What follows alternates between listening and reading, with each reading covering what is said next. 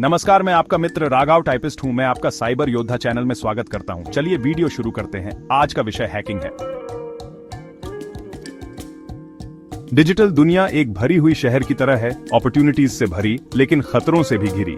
जैसे असली दुनिया में हमारे पास सिक्योरिटी गार्ड्स और पुलिस होते हैं हमारी रक्षा के लिए, वैसे ही डिजिटल दुनिया में हमें एथिकल हैकर्स की जरूरत होती है।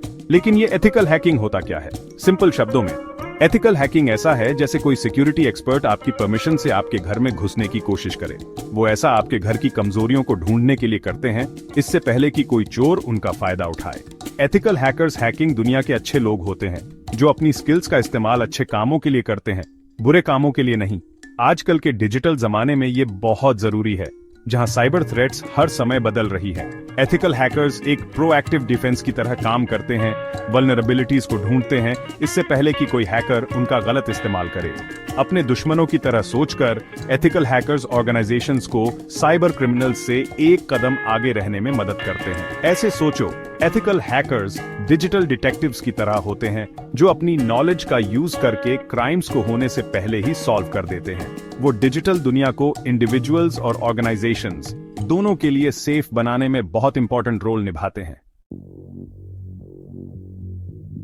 हैकिंग की दुनिया में दो मेन प्लेयर्स होते हैं, व्हाइट हैट्स और ब्लैक हैट्स। इन दोनों के बीच का डिफरेंस समझना एथिकल हैकिंग की इंपॉर्टेंस को समझने के लिए बहुत जरूरी है। ब्लैक हैट हैकर्स क्रिमिनल्स होते हैं जो वल्नरेबिलिटीज का फायदा उठाकर अपना फायदा करते हैं या नुकसान पहुंचाते हैं। ये वो लोग होते हैं जो डेटा ब्रीचेस, आइडेंटिटी थेफ्ट और दूसरे साइबर क्राइम्स करते हैं जिनके बारे में न्यूज में आता है। दूसरी तरफ white hat hackers ethical hackers होते हैं। वो ब्लैक हैट हैकर्स जैसी ही स्किल्स और नॉलेज यूज करते हैं, लेकिन उनका मकसद बिल्कुल अलग होता है। वीकनेसेस का गलत इस्तेमाल करने की बजाय वो उन्हें एक्सपोज करते हैं ताकि ऑर्गेनाइजेशंस अपनी सिक्योरिटी इंप्रूव कर सकें। ये एक चोर और सिक्योरिटी कंसल्टेंट के डिफरेंस जैसा है। चोर आपके घर में आपका सामान चुराने के लिए घुसता है, जबकि सिक्योरिटी कंसल्टेंट आपको आपके तालों और अलार्म सिस्टम की कमजोरियों को आइडेंटिफाई करने में हेल्प करता है ताकि आगे चोरी न हो। एथिकल हैकर्स व्हाइट हैट्स जरूरी होते हैं क्योंकि वो आग से आग बुझाते हैं। ब्लैक हैट हैकर्स कैसे काम करते हैं ये समझकर वो उनके अटैक्स को पहले ही एंटिसिपेट और मिटिगेट कर सकते हैं, जिससे डिजिटल दुनिया सबके लिए सेफ बनती है। एथिकल हैकिंग के बारे में अक्सर गलतफहमियां होती हैं जो इसके असली मकसद और इंपॉर्टेंस को छुपा देती हैं।